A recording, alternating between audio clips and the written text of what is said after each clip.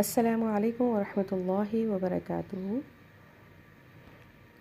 نحمده ونصلي على رسوله الكريم اما بعد فاعوذ باللہ من الشیطان الرجیم بسم اللہ الرحمن الرحیم۔ لیسن 1، دعائے استفتاح۔ سبحانک اللہم وبحمدک وتبارک اسمک وتعالی جدک ولا الہ غیرک۔ سبحانک اللہم وبحمدک وتبارک اسمک وتعالی جدک ولا الہ غیرک۔ سبحانک اللہم وبحمدک وتبارک اسمک وتعالی جدک ولا الہ غیرک۔ دعا کے دوران کی جانے والی بعض تجوید کی غلطیاں۔ سبحانہ، با کے اوپر جزم ہے تو قلقلہ کریں گے یہاں پر۔ سبحانہ، ہا کی ادائیگی کو درست کریں گے، یہ بستے حلق سے نکلے گا۔ سبحانہ کہیں گے، سبحانہ نہیں کہیں گے۔ اللہم، کاف کے اوپر زبر ہے، آگے اللہ کا نام پر ہوگا اور کھڑی زبر کی وجہ سے لام کو ہم سٹرچ کر کے پڑھیں گے۔ میم کے اوپر زبر ہے، آگے الف ہے، آگے الف نہیں ہے تو اس کو ہم کھینچ کے نہیں پڑھیں گے، میم کو ہم جلدی ادا کریں گے۔ سبحانک اللہم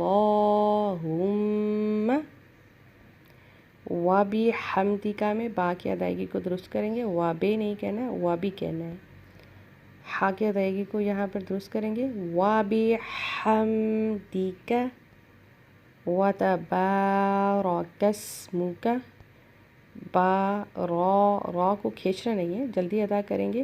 وتبارک اسمک وتعالی جدک۔ وتعالی میں لام کے اوپر کھڑی زبر ہے تو اس کو بھی لمبا کریں گے، جتنا آئین کو لمبا کریں گے اس کو بھی کریں گے۔